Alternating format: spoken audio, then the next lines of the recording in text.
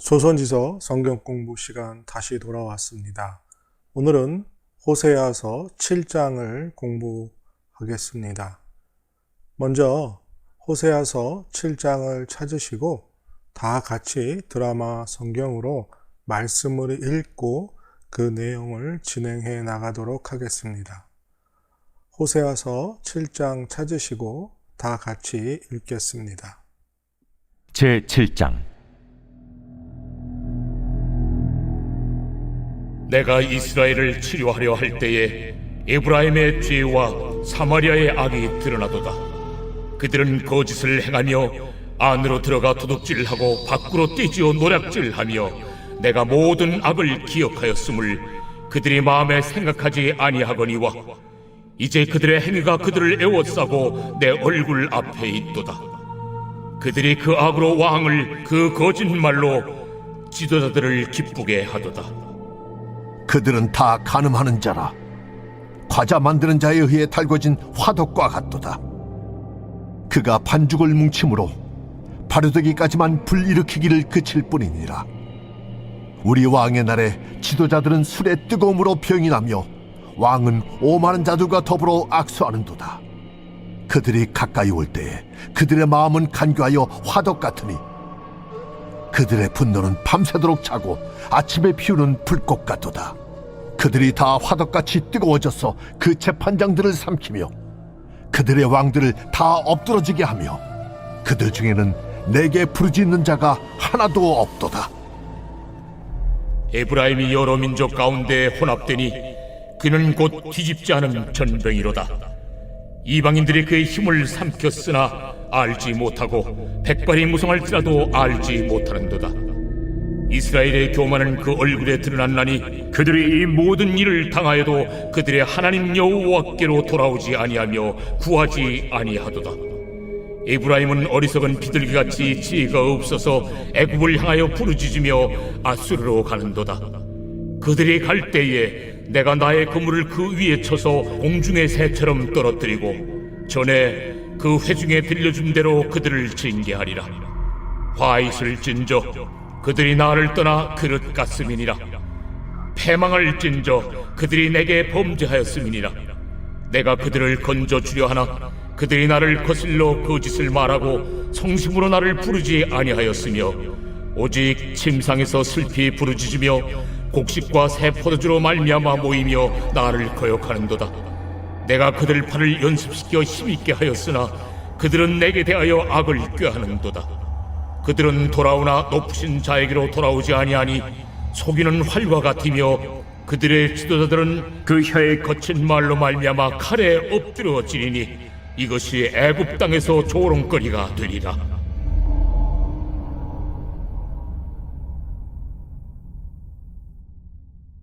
네, 다 잘 읽으셨죠? 호세아서 7장의 내용을 좀 구분한 화면을 여러분들에게 보여드립니다. 호세아서의 7장의 구조는 1절에서 2절, 그리고 3절에서 7절, 8절에서 12절, 그리고 13절에서 16절 이렇게 구분해서 내용을 나누어 볼 수 있습니다. 제일 먼저 1절에서 2절까지는 하나님이 이스라엘 백성을 용서하실 수 없는 이유가 무엇인지에 대해서 이야기합니다. 그리고 그 이유를 구체적으로 3절에서 7절에서 설명해 줍니다. 첫 번째로 잘못된 정치, 그 북이스라엘 안에 있는 왕권 다툼, 그 문제점을 지적합니다. 그리고 두 번째 8절에서 12절까지는 잘못된 외교, 밖의 나라와 다른 나라와의 그 외교 문제 속에서 문제가 있음을 지적하게 되고요. 그래서 다시 용서할 수 없는 이유가 13절에서부터 16절까지 나오게 됩니다. 7장에서 이스라엘 죄가 너무 심각해서 대책도 없다는 말씀을 하고 있는 겁니다. 어느 각도에서 이스라엘을 보아도 사회 전체가 죄로 가득했다라는 걸 보여줍니다.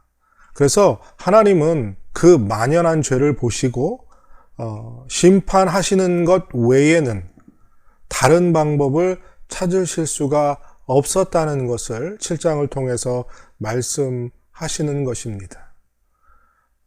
이스라엘이요, 이 죄로 가득한 것도 문제였지만 그 더 심각한 것은 그들이 죄를 대하는 그들의 마음 자세가 더 큰 문제였다는 것을 오늘 말씀 속에서 우리가 깨닫게 됩니다. 그러니까 죄를 짓고도 그 죄의 심각성을 깨닫지 못한 것이 오늘 말씀에서 가장 심각한 것으로 설명을 해줍니다. 그래서 하나님이 자신들을 심판하실 수 있다라는 생각을 전혀 고려하고 있지 않은 거죠.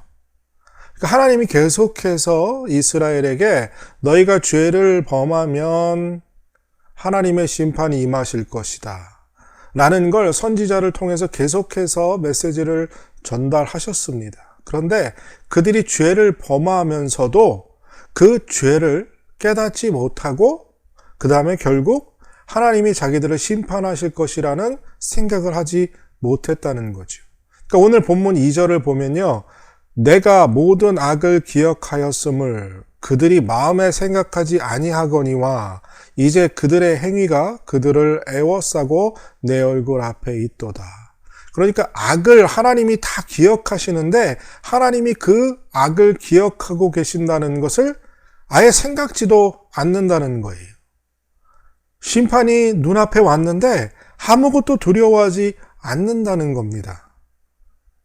죄가 잘못된 것을 알아야 하는데 하나님이 원하시지 않는 것이라는 것, 하나님 앞에 악하다는 것을 알아야 하는데 그래야 회개의 필요성을 느끼게 되는데 이스라엘 백성에게 그것이 없었다는 거죠.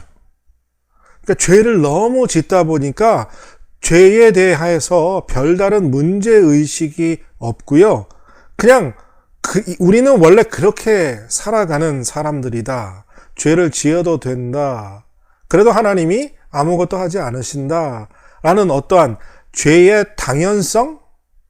죄가 당연하게 여겨지는 상황에 빠지게 된 거죠. 이것보다 여러분들 심각한 문제는 없습니다. 그러니까 우리들도 제가 호세아 선지자를 공부하면서 계속해서 반복하는 말인데요. 이 죄의 심각성을 깨닫지 못하는 것, 죄를 자각하지 못하는 것, 죄가 죄인지 모르는 것, 그러니까 악행을 행하다 보니까 작은 죄를 범하고 또 다른 죄를 범하고 또 다른 죄를 범하면서 그 죄에 무감각해져서 타성에 젖어서 그 죄가 죄인지를 인지하지 못하고 인식하지 못하는 것.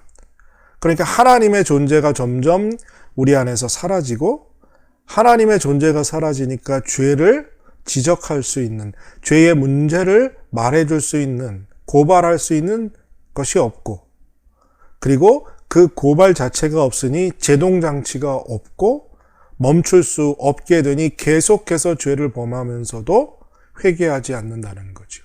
그러니까 여러분들 우리 안에 회개가 혹 멈췄다면, 그러니까 우리의 눈에 눈물이 마르고 하나님 앞에 하나님 내가 죄인입니다 라고 고백하는 그 고백이 멈췄다면 내 안에 하나님을 몰아내고 죄를 경고하는 경고가 없는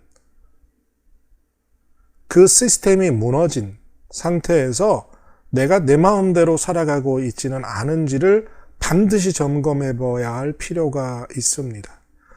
북이스라엘 백성도요, 처음부터 이렇게 악하게 살려고 했던 것은 아닙니다. 처음에는 죄를 지었을 때 우상 숭배하고요, 분명히 회개하고 하나님께 나아갔을 것입니다. 그런데 반복되어짐으로 죄의 심각성을 놓치게 되는 거죠. 그리고 죄를 당연시하게 되면서 결국 이스라엘 백성이 악을 행하게 되었던 겁니다. 멈춤이 없이 경계경보를 알려줄 수 있는 제재 장치가 없으니까 그냥 막 풀려나간 것처럼 풀려나가게 되었고, 그로 인해서 그 누구도 제어할 수 없는 죄의 상태에 빠져들게 된 거죠. 오늘 혹 이 영상을 보면서 호세아서를 공부하고 계신 분들 중에 이 죄에 대한 별다른 문제의식이 없는 분들이 계시다면 이 시간에 오히려 이 영상을 잠시 멈추고 하나님께 회개하고 하나님께 이 죄를 고백할 수 있는 은혜를 주시기를 기도하고 간구하는 여러분들이 되시기를 바랍니다. 그리고 나서 계속해서 이 영상을 여러분들 보시면서 말씀을 공부하는 은혜가 있으시길 바랍니다. 그 다음 내용인 이 잘못된 정치, 북이스라엘의 정치적인 환경에 대해서 고발하는 부분이 나오는데요. 이 3절에서 7절, 히브리어 성경 중에 가장 어려운 부분에 속한다고 성경학자들이 말합니다. 그러니까 히브리어 원어 성경 자체가 어려우니까요. 번역 자체가 어렵고 번역하는 것이 어려우니까 해석도 아주 어렵다라는 겁니다. 그 내용은 전체적으로 그렇습니다. 서로 살인하고 독살의 연속되는 북이스라엘의 정치 풍토를 비방한 것입니다. 그래서 이 3절에서 7절의 내용은 우리가 서로 다른 성경 번역본을 비교하면서, 그래서 개역 개정본과 새번역본 그리고 공동 번역을 세 가지를 비교하면서 그 내용을 조금 더 이해를 도우려고 합니다. 먼저 3절 같이 보겠습니다. 3절에 보면요, 개역 개정은 번역을 이렇게 합니다. 그들이 그 악으로 왕을, 그 거짓말로 지도자를 기쁘게 하도다. 새 번역은 이렇게 번역합니다. 왕을 갈아치울 자들이 악한 음모를 품고서도 겉으로는 왕을 기쁘게 하며 온갖 기만으로 대신들을 속여 즐겁게 한다. 그 다음에 공동번역은 이렇게 번역합니다. 간사하게 왕의 호감이나 사고 가면을 써 대신들의 환심이나 사면서도. 내용은 뭡니까? 신하들이 왕을 기만하고 그들에게 간신배 역할을 하면서 기회를 본다라는 거죠.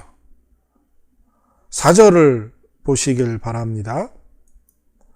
4절에서는요, 개역 개정은 이렇게 번역합니다. 그들은 다 간음하는 자라 과자 만드는 자에 의해서 달궈진 화덕과 같도다.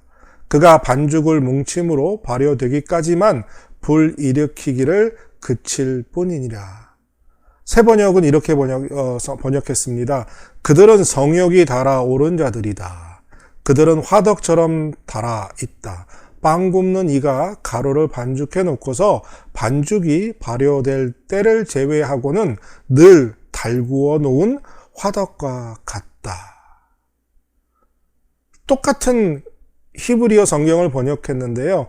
그 내용이 같은 의미지만 조금씩 다르죠.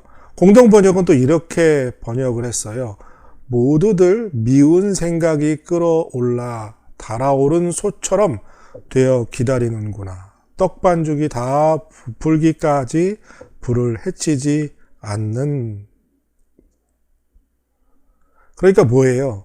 지금 몸이 달아있는 것처럼 악을 행하려고 준비 중이다라는 거예요. 그 이스트가 발효될 때를 제외하고는 계속해서 불을 달고 논다고 이야기하는 거죠. 그러니까 거의 잠시도 쉼 없이 계속해서 악을 행하려는 욕망들이 끊이지 않는다라는 이야기를 하는 겁니다. 5절은 이렇게 번역합니다. 개역 개정에는요, 우리 왕의 날에 지도자들은 술의 뜨거움으로 병이 나며 왕은 오만한 자들과 더불어 악수하는도다. 드디어 새 번역은 이렇게 됩니다. 드디어 우리 왕의 잔칫날이 되면 대신들은 술에 만취되어 골아 떨어지고 왕은 거만한 무리들과 손을 잡는다. 공동 번역은요, 임금의 잔칫날이 되니 대신들은 포도주에 만취하여 흰소리나 치다가 골아 떨어진다. 여러분들, 이게 얼마나 정말 악한 모습이고 방탕한 모습입니까? 술에 골아 떨어지고, 그리고 간신배들처럼 왕에게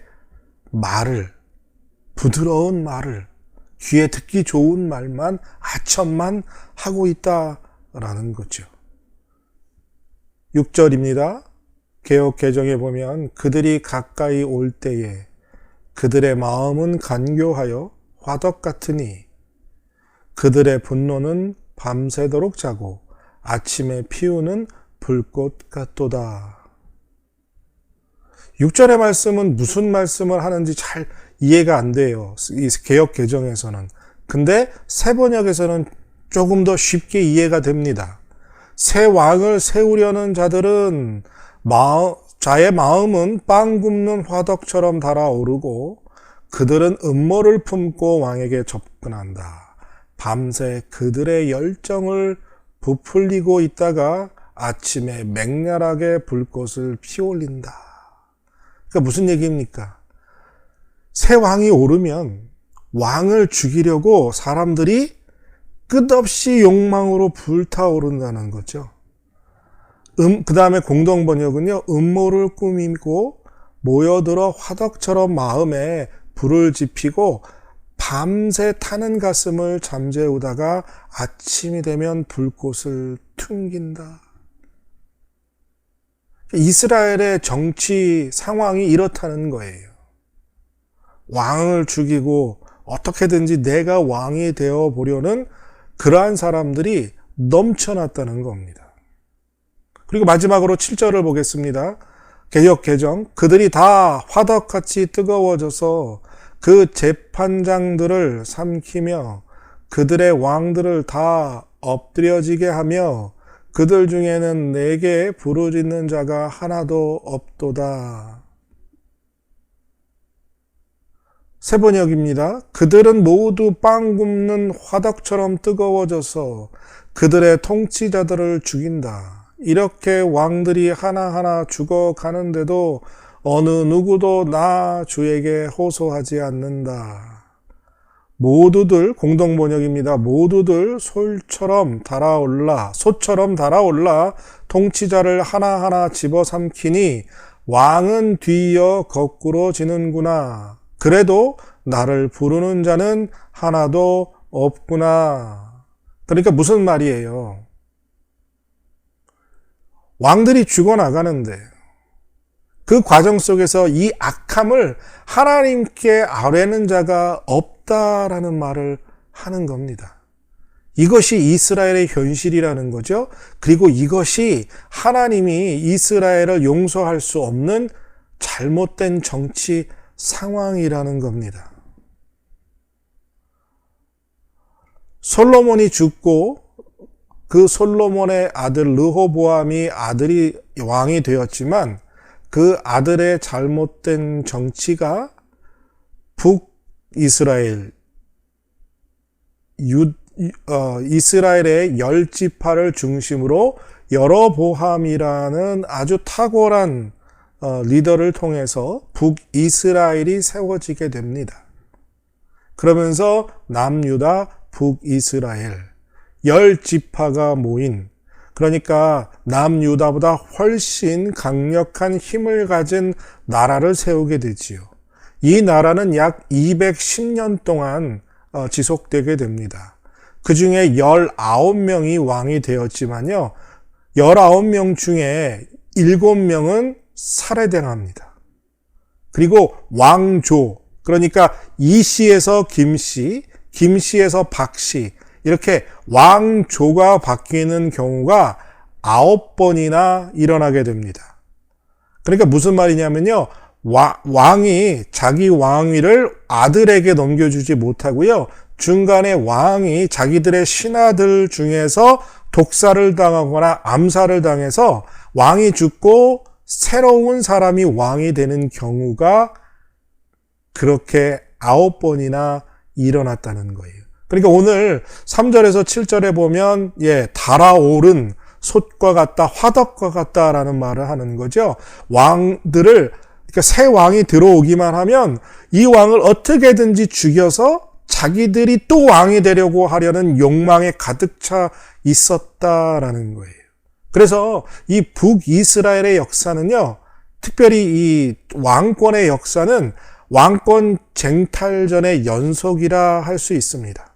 그러니까 왕궁에서는요, 거의 정말 자주 살인이 일어났고 피 흘림이 차오르고 있었어요. 그러니까 새로운 왕이 즉위하면 그 왕의 허점을 보고 언제 그를 죽일까 하는 계획들과 음모들이 왕궁 안에 가득 차 있었습니다.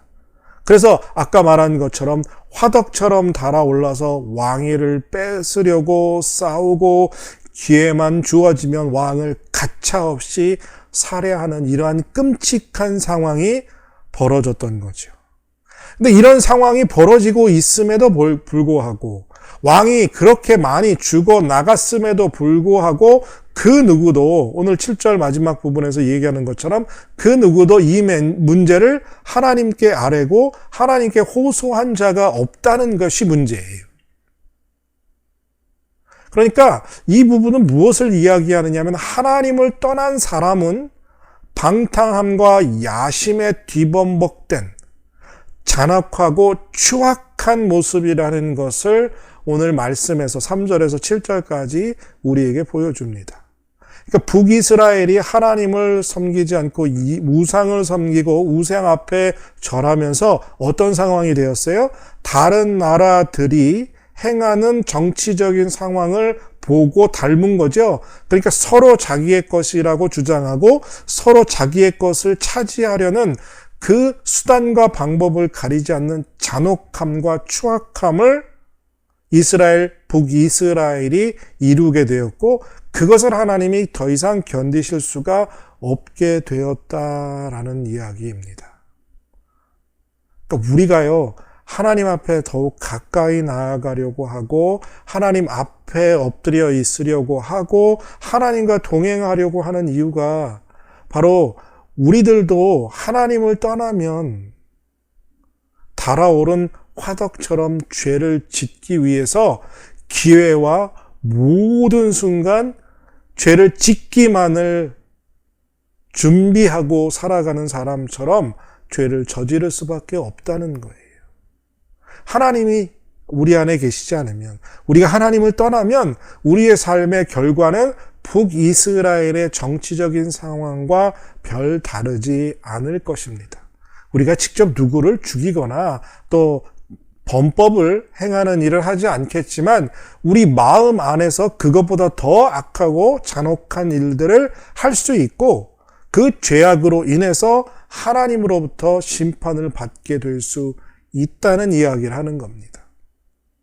오늘 호세아서 7장 1절에서 7절의 말씀을 잘 읽어나가면서 우리가 깨닫는 건 무엇인가?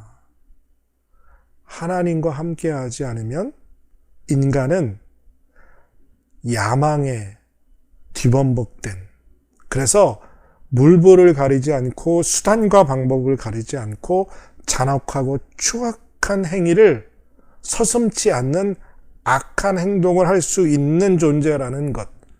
그러면서도 그것을 깨닫지 못하고 그 문제를 하나님께 나와 아뢰지 못하는 그러한 화인 맞은 양심으로 살아갈 수 있게 된다는 것을 우리가 깨닫게 됩니다.